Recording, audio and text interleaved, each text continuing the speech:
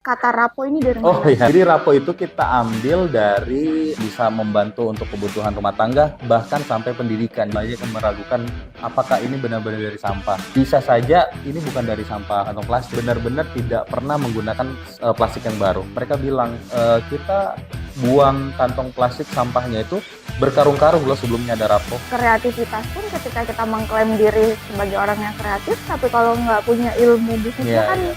sama aja sebenarnya ya. Kita mendukung promosi pariwisata Kota Makassar melalui produk yang ramah lingkungan gitu kan. Dan juga kemarin kan ada Apexi ya. Kita menjadi salah satu merchandise. Nanti kita minta ibu-ibunya nonton ini ya. Kita kasih semangat yang sementara menjahit. Kita itu bisa lebih dari apa yang kita pikirkan.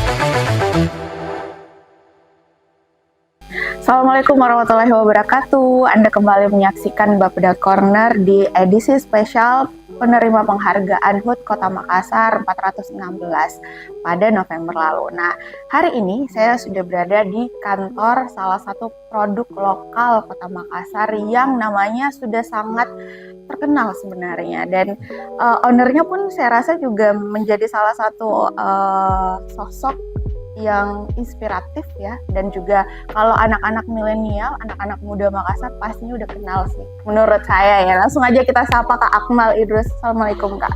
Waalaikumsalam. Sehat alhamdulillah. Alhamdulillah sehat. Ini kayaknya di tahun 2023 atau kita bisa bilang ini akhir tahun 2023. Iya. Aktivitas jadinya semakin padat kayak.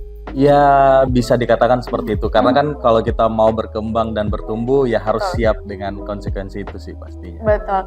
Nah, Rapo ini sendiri atau Kak Akmal sendiri ini kemarin waktu November menerima penghargaan dari pemerintah Kota Makassar. Iya. Dalam arti bahwa Rapo sebagai produk lokal ini memang sebuah produk yang bisa kita banggakan ya. Terima kasih. Tapi kita cerita sedikit dulu Iya.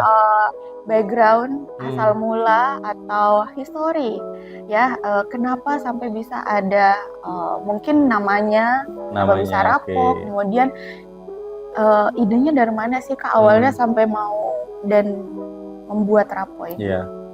Jadi sebenarnya perjalanannya cukup panjang ya. Sampai akhirnya sekarang kita sudah jalan 4 tahun. Jadi waktu itu saya kan masih sibuk sebagai jurnalis. Jadi pengalaman saya sebagai jurnalis itu melihat begitu banyak permasalahan-permasalahan sebenarnya, baik itu dari sisi lingkungan maupun juga dari sisi sosial. Nah, di tahun 2019 akhirnya saya mencoba untuk terjun dalam sebuah komunitas sosial. Nah, jadi dari komunitas sosial itu saya belajar banyak nih tentang pendidikan, filantropi, lingkungan, dan pembangunan ekonomi sosial. Jadi banyak ikut kegiatan volunteer di Makassar, bahkan di kota-kota lain saking antusiasnya. Iya, jadi bukan cuma di kota Makassar. Iya, betul. Nah, akhirnya waktu itu saya ingat sekali lagi di Bali. Lagi ikut volunteer di salah satu sekolah. Nah, salah satu kegiatannya itu ada sharing session gitu dari orang-orang yang inspiratif anak mudanya. Akhirnya saya berpikir, wah kok anak muda Makassar kurang ya yang bisa stand up untuk sharing gitu kan, menginfluence anak muda yang lain. Padahal kan sebenarnya kita punya banyak anak muda yang inspiratif gitu kan. Nah dari situ saya berpikir kayak wah sepertinya jangan cuma nunggu bagaimana kalau misalnya saya bisa jadi bagian dari mereka yang hebat-hebat gitu kan. Betul. Nah inspirasinya dari situ. Akhirnya pulang di Makassar. Tidak lama COVID. Ya makanya tadi saya bilang pas 4 tahun, wah ini berarti baru pas COVID. Awal-awal udah masuk COVID ya. COVID, jadi waktu itu kan udah volunteer di 2019 itu sangat gencar lah istilahnya saya ikut kegiatan. Di 2020 COVID, Akhirnya di situ kan kita bingung ya, kita mau ngapain gitu tuh. Semuanya serba terbatas. Iya, terus ada yang buat dalgona, ada yang buat apa.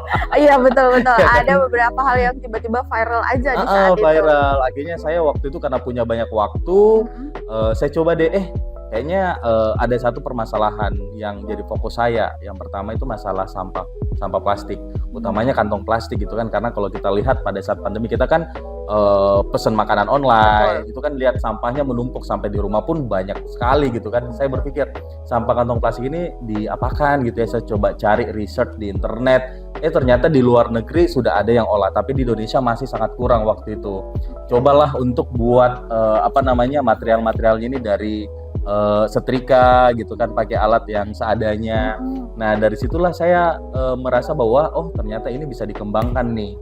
Jadi disitulah di tahun 2020 di pandemi awal itu akhirnya kayak ya sudah fokus untuk riset and development lah kayak gitu. Nah dari gitulah awalnya, dari jurnalis terus tiba-tiba masuk komunitas, akhirnya kepikiran buat ide ini karena pandemi salah satunya juga kayak gitu.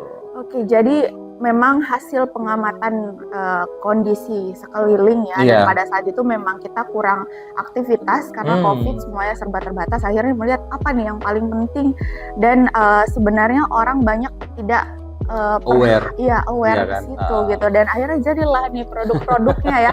Kalau kita lihat sebenarnya tidak kalah menarik gitu. Dari segi desain. Kemudian kalau kita bilang bahwa ini adalah hasil dari daur ulang sampah, ya pasti orang bakal tidak percaya karena ini dari sampah apa ya, kenapa bisa jadi warna kayak gini, padahal sebenarnya hasil ide dan kreativitas dari Kak Akmal ini akhirnya bisa jadi produk-produk seperti ini loh. Luar biasa. Tapi Kak, ngomong-ngomong, ini kan di masa pandemi COVID ya. Itu kita sekitar 2-3 tahun kita struggle, kita bersama-sama bertahan dengan adanya pandemi. Nah, di masa-masa itu Rapo bertahan ya bisa dibilang juga lebih berkali-kali lipat lagi, karena kita bagaimana menarik perhatian orang untuk beli misalnya. Itu kayak gimana Kak? Iya, jadi 2020 kan pandemi. Jadi saya sih lebih melihat pandemi itu sebagai waktu untuk kita bisa merefleksikan ide-ide kita gitu kan, dan merealisasikan gitu. Makanya selama tahun 2020 pada saat pandemi ya saya banyak melakukan riset gitu. Dan karena kebetulan kan saya tidak punya basic di bisnis, apalagi kalau saya kan dari Fakultas Hukum. Nah itu juga tadi sebenarnya itu ada salah satu pertanyaan saya, ini backgroundnya hukum kok bisa ke bisnis. Jadi pada saat itu kan saya tidak punya background, tapi alhamdulillah karena sekarang itu banyak sekali pelatihan-pelatihan ataupun inkubasi usaha sosial ataupun bisnis pada umumnya gitu. Nah saya coba-cobalah untuk apply daftar semacam beasiswa gitulah untuk belajar tentang bisnis selama 9 bulan di Bali. Dan alhamdulillah di akhir tahun 2020 saya terpilih. Jadi ada 10 orang perwakilan dari berbagai daerah di Indonesia yang diberangkatkan dan dibiayai di Bali untuk belajar tentang bisnis. Jadi benar-benar harus moving forward ke Bali selama 1 tahun untuk melakukan pengembangan. Jadi kayak kalau dibilang tantangan di pandemi sebenarnya banyak, pasti banyak. Tapi kalau kita bisa melihat peluang, pasti selalu ada peluang di setiap kondisi gitu. Betul. Nah saya sendiri melihatnya bahwa ya pandemi itu juga kalau kita bisa menerima itu dan kita bisa kreatif lagi sebagai anak muda, pasti kita bisa menemukan jalan. Ya bisa dibilang kalau misalnya itu nggak pandemi pun, Kak Akmal mungkin nggak bakal pindah ke Bali untuk belajar ya. Mungkin nggak akan berpikir seperti itu ya. Itu sisi positifnya gitu positifnya. kan. Oke, jadi pada saat pandemi Kak Akmal belajar di Bali. Di Bali. Memang khusus berkaitan dengan bisnis ini, pengembangan bisnis, kita riset market, product testing, dan syukurnya ya itu dibiayai sama yang melaksanakan itu gitu. Namanya Makadaya Fellowship. Oh baik, jadi dibiayai untuk belajar untuk belajar, untuk mengembangkan bisnis. Nah itu tadi yang saya bilang bahwa Kak Akmal ini memang kalau kita search, saya pun melihat di Instagram, backgroundnya ada beberapa kesempatan memang mengikuti, kemudian penghargaan juga yang diterima lumayan banyak ya. Makanya tadi saya bilang anak muda sih nggak mungkin nggak kenal sih. Oke Kak, kalau Oke. untuk proses belajar yang tadi disebut belajar di Bali itu secara detail memang Iya. dipelajari langsung, kemudian proses produksinya kah sampai hal-hal detail itu dipelajari semua Iya. kah atau gimana? Jadi mungkin kalau pemirsa di sini pernah nonton film Korea judulnya Startup, Oke. seperti itu. Wah, Full seperti itu. Jadi kita dites, kita dapat kantor di Bali. Jadi selama di Bali ya saya mengerjakan rapo gitu.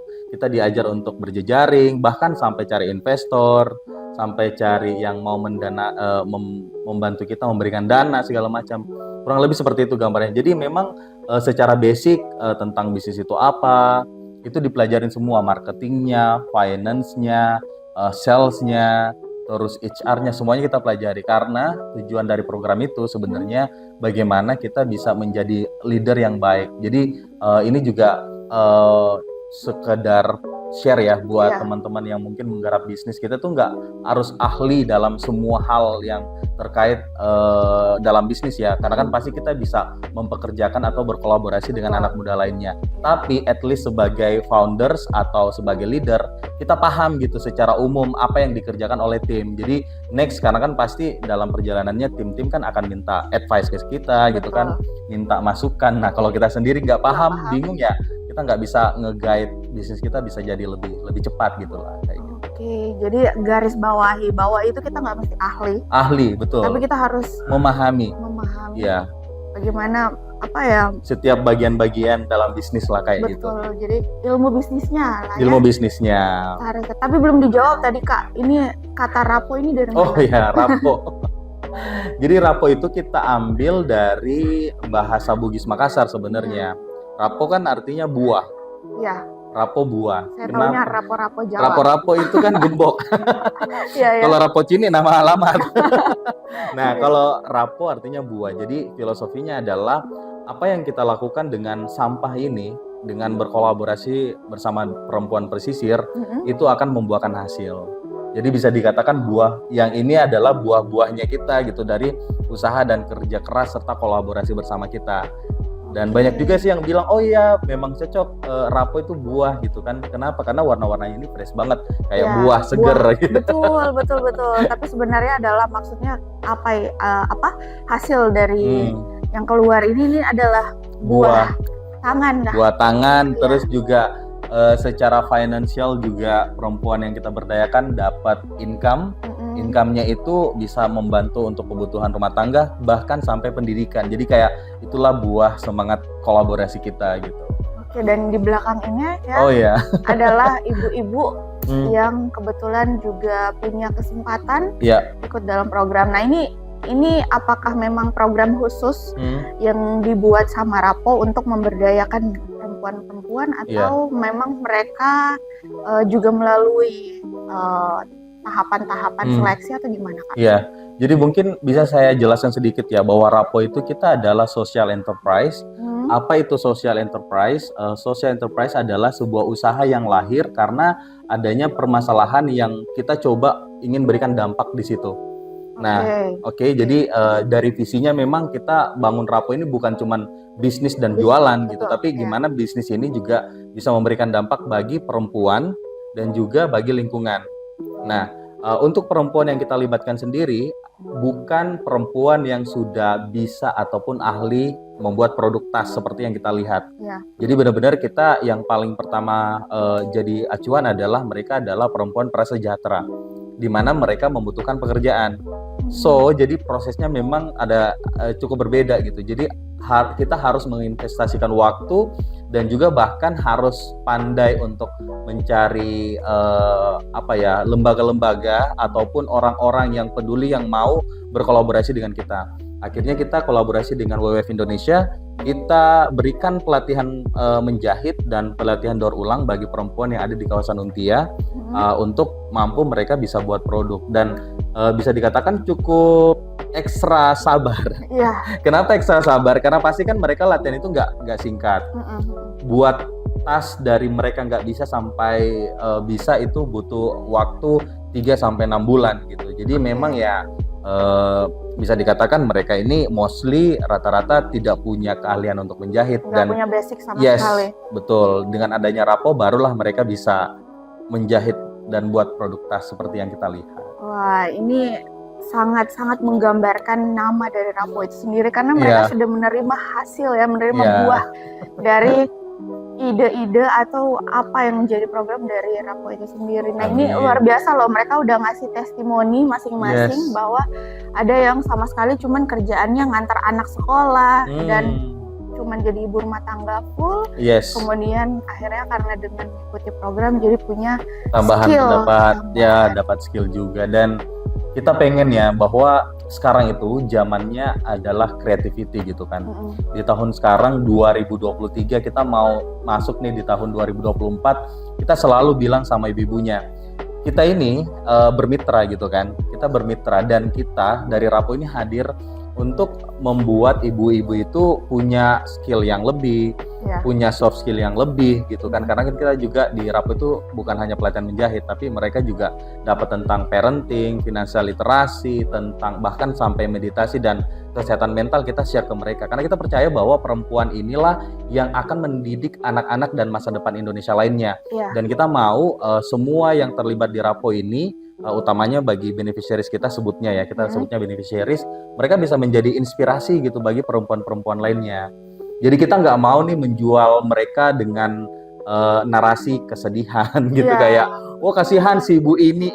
Jadi kita lebih menonjolkan semangatnya mereka. Bahkan kalau mungkin pemirsa kunjungi Instagram kita di rapo.id itu nggak ada sih kayak beli produk ini karena si ibu ini miskin, maaf ya, misalnya narasi-narasi seperti itu tidak. Jadi kita memang lebih menonjolkan produk kita yang dari segi kualitas, dari segi fungsi dan aktivitas mereka untuk menginspirasi perempuan yang lain. Iya, jadi kita mindsetnya harus dibalik ya, jangan berpikir bahwa ini ibu-ibu adalah orang-orang yang mungkin ya kita memang berkolaborasi dengan mereka tapi tidak menjual dalam artian kesedihan mereka gitu. Luar biasa ya, saya tadi sempat baca-baca sih testimoni mereka semuanya merasa bersyukur terlibat dalam program ini. Jadi utamanya kalau untuk kaum perempuan kita tahu bahwa ya tidak sedikit ya banyak masalah-masalah sosial yang kemudian perempuan itu yang jadi korbannya sebenarnya. Iya. Kalau ini juga menarik ya untuk kita sharing sebenarnya. Kita Rapo ini awalnya juga banyak sekali sih belajar di Untia setelah kita in touch untuk memberikan mereka pendampingan. Karena ternyata masalah di kawasan pesisir ini sangat kompleks sekali gitu. Mereka hidup di pinggiran bisa dibilang kekayaan alam dekat lautan yang dimana itu semuanya ada gitu kan yang bisa dimanfaatkan, tapi rata-rata mereka hidup dalam garis kemiskinan karena tangkapan ikan suami mereka nggak menentu sehingga membuat perekonomian mereka juga tidak menentu gitu. Jadi banyak banget yang akhirnya mereka harus jadi contohnya gini, Pak nelayan itu kalau mau melaut mereka kan harus butuh modal, ya kan, untuk melaut. Jadi mereka tuh harus ngutang dulu di tengkulak. Jadi mereka dimodalin bisa melaut. Setelah mereka melaut, mereka jual ikannya itu ke tengkulak dengan harga yang lebih rendah.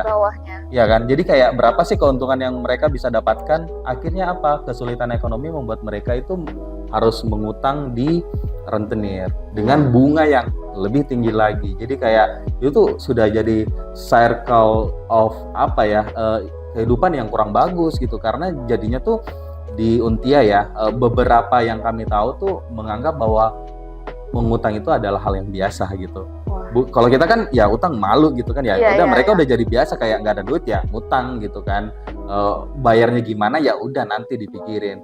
Bahkan pada saat pelatihan menjahit, kita tidak heran kalau ada yang datang nagih gitu kan. Terus ada yang bahkan sampai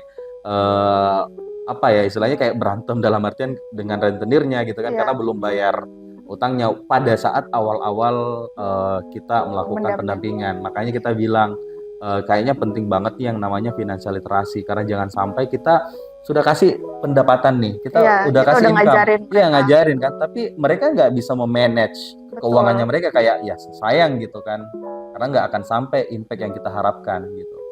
Betul luar biasa ya Kak ya.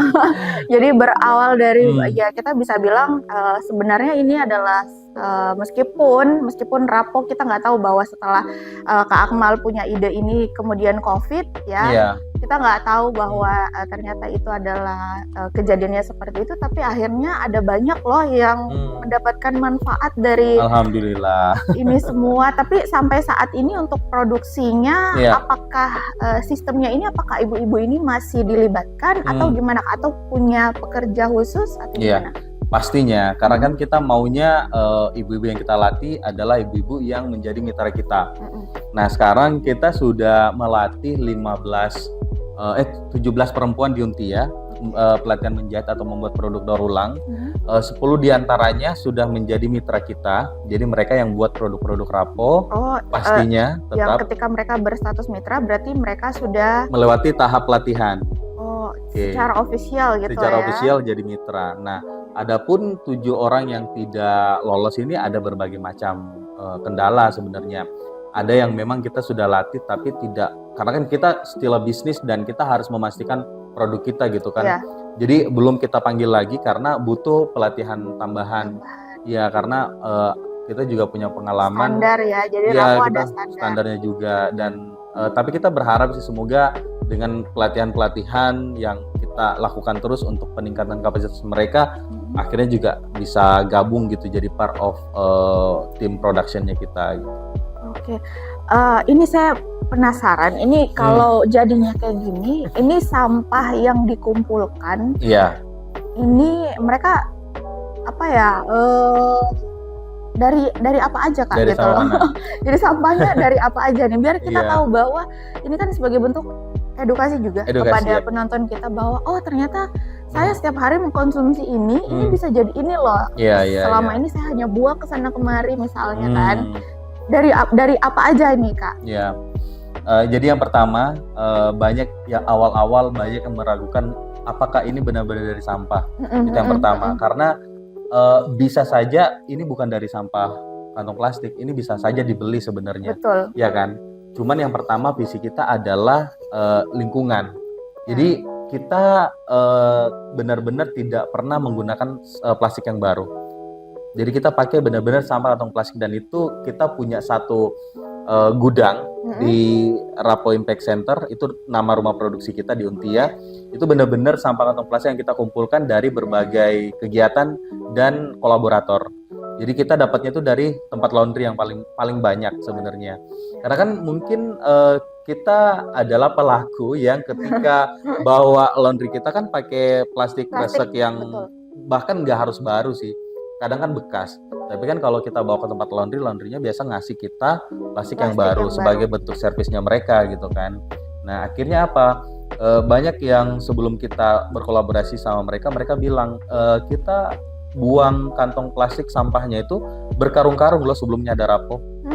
Jadi kayak wow, sekarang aja kita baru berkolaborasi dengan 11 laundry dan sampahnya itu bisa dibilang overload gitu, untuk kita olah. Bayangkan baru 11 saking banyaknya. Jadi kayak ngapain kita beli sampah kantong plastik yang baru gitu. Sementara sampah yang benar-benar sampah itu banyak sekali. Makanya ya kita terus berupaya sih untuk meningkatkan produksinya kita. Nah, selain dari laundry kita juga tetap menerima dari pemirsa di sini yang nonton. Kalau mau mendonasikan sampah kantong plastiknya banyak nih. Biasanya kan ibu-ibu suka lipat-lipat kan. Kalau memang masih mau digunakan boleh, it's okay gitu kan. Tapi kalau itu udah robek kayak nggak tahu mau dikemanakan, bisa hubungi kita di Instagram. Kita sudah ada link untuk pengangkutan sampahnya. Oke, jadi untuk sampah-sampah plastik. Jadi sampah plastik. Jadi kita tetap memprioritaskan juga bukan hanya dari industri nih, yang tapi kita beli ya tetap di laundry itu tetap beli. Jadi kayak jadinya tuh kita juga mensupport usaha UMKM untuk laundry kan, untuk mereka juga dapat another income dari aktivitas kita gitu. Tapi dari masyarakat juga boleh banget. Boleh. Jadi nanti kalau misalnya ada yang punya hobi ngumpul-ngumpulin plastik dilipat-lipat, boleh banget didonasikan. Atau kalau berpikir wah nggak mau didonasikan deh, kita maunya dijual, oke. Karena kita sistemnya per poin sih. Jadi kayak misalnya kantong plastik ada berapa poin, kantong sedang berapa poin, besar berapa poin. Terus di mana poinnya itu bisa dikonversikan jadi uang tunai ataupun kebutuhan rumah tangga. Kayak gitu. Wow, luar biasa ya Kak ya. Maksudnya ada banyak peluang bisnis yang Kak Akmal sendiri mungkin temukan ya dengan membuat Rapo ini, dimana kita pun sebenarnya secara pribadi saya nggak kepikiran gitu loh. Maksudnya itulah pentingnya sebenarnya kita belajar ilmu bisnis itu sendiri gitu loh. Jadi karena kan bisnis itu ya creativity sebenarnya ya kan. Kreativitas pun ketika kita mengklaim diri sebagai orang yang kreatif, tapi kalau nggak punya ilmu bisnisnya kan sama aja sebenarnya ya. Intinya berani sih. berani mencoba kayaknya ya, karena selalu ada peluang sih ketika kita melihat itu. Kita ngomongin soal penghargaannya sedikit Kak, boleh ya? Ini saya selalu tanyakan kepada narasumber setiap kali mereka diundang untuk podcast. Ini perjalanan sampai akhirnya Kak Akmal dengan Raponya ini menjadi yang menerima penghargaan itu gimana Kak awalnya? Iya, jadi kita dapat penghargaan dari pemerintah kota, pastinya kita mengucapkan terima kasih dan penghargaan itu tentu membuat kita lebih semangat lagi dan kita merasa bahwa ternyata pemerintah juga mengambil peran untuk mendukung kita gitu, mendukung produk-produk lokal seperti Rapo. Nah, kami sendiri dapat rekomendasi penghargaan ini kan dari Dinas Pariwisata Kota Makassar, dan bisa dikatakan selama tahun 2023 tahun ini kita banyak sekali berkolaborasi dengan Dinas Pariwisata. Kita mendukung promosi pariwisata Kota Makassar melalui produk yang ramah lingkungan gitu kan. Karena kan kita juga berharap bahwa ke depan pariwisata di Makassar ini concernnya bukan hanya menjual keindahannya, tapi menjaga alamnya agar tetap bisa dinikmati generasi-generasi sebelumnya. Betul. Dan ya udah kita pernah kerjasama sebagai official merchandise sampai akhir tahun ini, semoga berlanjut lagi sampai tahun depan. Tolong ini diperhatikan. Parum tolong dinonton. Ya, jadi official merchandise kita customize beberapa produk untuk Dinas Pariwisata. Jadi kalau ada yang berkunjung ke Kota Makassar, terus atau ada yang berkolaborasi ataupun mengunjungi Dinas Pariwisata, itu akan dapat merchandise Rapo X Dinas Tourism Makassar. Oh, tourism. Iya, dan juga kemarin kan ada APEXI ya, Asosiasi Pemerintah Kota Seluruh Indonesia meeting di sini, dan bersyukurnya kita juga melalui Dinas Pariwisata juga kita menjadi salah satu merchandise untuk para pimpinan-pimpinan daerah yang hadir di sini, dan itu dibagikan ke kepala ke wali kota dan cukup bersyukur karena ternyata respon dari pemerintah kota ini dari luar Kota Makassar sangat tinggi sekali. Akhirnya setelah mereka dapat hampers atau merchandise itu, mereka tertarik nih untuk melihat produksinya Rapo, dan akhirnya tidak sedikit yang berkunjung ke Rapo untuk belajar. Gitu. Biasa. Ya, jadi mereka pada saat itu banyak yang datang dan melihat langsung produksinya. Proses produksinya. Di mana rumah produksinya itu berada di Untia. Iya. Wah, ini ibu-ibu yang lagi kerja di sana juga pasti sangat bangga. Wah, ini kenapa banyak orang datang? Nanti kita minta ibu-ibunya nonton ini ya. Kita kasih semangat yang sementara menjahit. Betul, ini sambil menjahit sambil nonton. Sambil nonton ya. Selesai lagi satu tas gitu ya. Memang produk-produknya Kak concernnya itu memang di tas dan atau kategorinya berubah-ubah Kak atau gimana Kak? Jadi untuk saat ini kita fokusnya di tas. Ya, jadi selain tas sebenarnya ada juga ya, kayak kita udah mulai beralih ke selain tas seperti notebook. Terus ke depan kita juga mau buat wall art. Jadi wall art itu kayak hiasan-hiasan dinding yang dari pattern-pattern dinding, karena banyak yang suka juga ternyata. Betul, dan itu cukup menarik sih kalau kita jadikan ini hiasan. Betul, tapi yang kami mau sampaikan bahwa sebenarnya semangat Rapo ini dalam mendaur ulang sampah itu bukan hanya terbatas di produk ini saja, dan kita pengen banget nih ke depannya tuh sampah kantong plastik yang bisa kita daur ulang itu semakin banyak, karena kan kalau kita lihat faktanya sampah kantong plastik di Kota Makassar ini banyak sekali ya, dan kita rasa dengan produk tas ini masih kurang gitu. Kita masih belum puas, dan ke depan kita akan berinovasi lagi, dan pasti kita akan ada produk baru lagi. Tapi kita nggak mau nih spill produknya apa dulu, ya kan? Biar penasaran. Dan pastinya kalau mau tahu seperti apa perjalanan kita, ikutin di Instagramnya kita. Ya. Jadi nantikan ya kalau ada produk-produk baru pasti bakal diinfokan di Instagram. Betul. Wow, ini boleh di-spill kah Kak? Ini kalau dijualnya dengan harga berapa, dan penonton kita yang mungkin mau membeli nanti bisa dapatnya di mana? Kalau saya sih pribadi ketika ikut pameran-pameran pemerintah kota ya, selalu ada produk Rapo yang dipasarkan di situ. Jadi sebenarnya cukup sangat familiar dengan produk-produk Rapo. Tapi mungkin penonton kita ada juga yang mau membeli karena setelah melihat ini cukup unik loh. Motifnya kita nggak nyangka banget bahwa ternyata ini adalah hasil dari kumpulan sampah kantong plastik. Ya, jadi kalau dari harga kita sebenarnya ada dua. Ada benar-benar final price yang dimana itu produk-produk yang kita buat seperti yang ada di depan ini, dan harganya itu bervariasi mulai dari di bawah 100.000 sampai di atas 100.000 ada. Jadi kalau yang penasaran bisa klik katalog yang ada di link profilnya kita gitu kan, ataupun di Tokopedia dan Shopee udah ada Rapo Indonesia. Ya, jadi sangat mudah untuk kita beli. Yes, dan kita juga tetap karena fokusnya bukan hanya bisnis to customer gitu kan, tapi juga bisnis to bisnis. Ada juga beberapa company yang kayak, oh kita pengen nih produk Rapo tapi budget kita sekian. Kira-kira bisa buat apa ya dengan budget sekian? Nah, jadi kita juga tetap memfasilitasi hal-hal yang seperti itu. Jadi boleh di-custom. Bisa di-custom juga. Dengan budget yang kita punya. Dan semuanya itu bisa didapatkan informasinya dengan kita melihat mungkin di Instagram. Di Instagram itu ada link yang bisa diklik. Di situ sudah ada katalog, sudah ada link untuk ke Shopee, Tokopedia. Atau kalau nggak mau ribet langsung buka di Tokopedia ataupun Shopee, klik aja Rapo Indonesia. Oke, nanti kita munculkan langsung di sini ya. Check out ya. Check out pokoknya sekarang. Biar juga dukung produk lokal ya. Betul, karena siapa lagi gitu kan. Ngapain kita beli produk-produk ketika kita sendiri di daerah kita punya produk lokal yang nggak kalah menarik. Betul, juga, tapi kita ini loh, kita sangat apresiasi karena sekarang tuh, dulu kan gini, kecenderungan anak muda itu kayak produk yang high brand gitu kan, itu jadi demand. Betul. Dan sekarang tuh orang-orang sudah mengapresiasi gitu kan produk-produk lokal, dan mereka udah paham value-nya.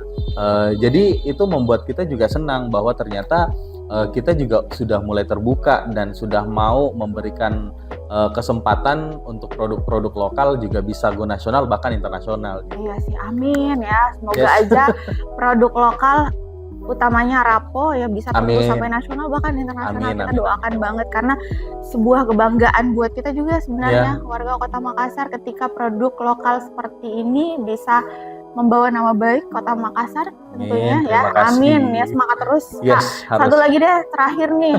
Ini karena Kak Akmal merupakan narasumber di edisi penghargaan ini adalah yang paling muda sebenarnya. Yang paling muda Kak. Ini bocoran aja sih. Yang paling muda. Saya pengen banget Kak Akmal membagikan mungkin tips singkat aja untuk anak muda kita bahwa bisnis, ketika kita mau belajar bisnis, ketika kita mau berusaha atau yang seperti apapun itu kayak Kak Akmal misalnya yang sekarang sudah banyak mendapatkan penghargaan ya. Amin. Itu apa yang harus kita lakukan? Yang paling pasti gini, kalau teman-teman mau membangun sebuah bisnis, pastikan teman-teman itu melakukan riset. Yang paling pertama melakukan riset itu di riset benar-benar apakah itu ada demand-nya, apakah produk kita memang sudah bagus. Terus jangan lupa untuk planning sih sebenarnya. Karena banyak di luar sana yang punya ide yang bagus, yang punya produk dan jasa yang bagus, tapi nggak punya plan gitu. Akhirnya apa? Ketika terjadi risiko-risiko yang tidak diantisipasi, itu yang membuat bisnisnya bisa gulung tikar gitu kan. Itu sih yang paling penting untuk menjalankan bisnis. Dan terakhir, saya percaya bahwa sebenarnya kita itu bisa lebih dari apa yang kita pikirkan. Nah, yang terkadang membuat kita membatasi diri kita bukan kekuatan kita dan kemampuan kita, tapi pikiran kita sendiri. Jadi ketika kita mampu merefleksikan hal-hal yang bagus dan positif ke depannya. Aku percaya banget yang namanya the law of attraction gitu. Apa yang kita pikirkan itu yang akan terjadi, dan itu banyak banget terjadi di dalam diri saya. Oke, luar biasa. Jadi basic apa yang akan terjadi pada diri kita itu sebenarnya bergantung bagaimana kita pikiran kita. Bagaimana kita berpikir. Jadi hindari berpikir negatif pasti. Kita harus selalu positive thinking karena itu akan mempengaruhi tindakan kita. Ya Kak ya. Setuju. Terima kasih banyak, saya juga udah dapat ilmu baru nih, karena sedikit lagi saya akan berpikir gimana nih bisnis apa nih yang bakal bisa saya buat. Tapi sedikit belajar karena udah ada kontak personnya. Oh iya, berarti nanti jadi narasumber lagi ya. Amin, kebalik lagi ya. Nanti saya lah yang duduk jadi narasumber. Amin ya Kak ya. Nanti kita sharing-sharing lagi Kak Akmal mungkin untuk ilmu-ilmu bisnisnya nanti di lain kesempatan. Terima kasih banyak udah berbagi dengan penonton Bapeda Corner hari ini. Kita ucapkan juga selamat untuk penghargaan yang diterima. Itu adalah sebuah bentuk apresiasi pemerintah Kota Makassar. Saya rasa untuk Rapo dan juga Kak Akmal selaku CEO ya. Nantikan juga ya, yang pastinya sih yang sudah membeli produk Rapo harus nonton ini, karena kita udah langsung wawancara loh dengan ownernya, jadi ada banyak ilmu yang dibagikan gitu ya Kak. Yes, terima kasih. Sukses terus untuk bisnisnya, usahanya. Ini buat ibu-ibu yang jadi mitra, kita ngucapin salam, semoga dinonton juga videonya. Oke, nantikan episode-episode lain juga di Bapeda Corner bersama dengan narasumber lain kita. Saya pamit, Elsa dan juga Kak Akmal dengan ucapan Assalamualaikum warahmatullahi wabarakatuh.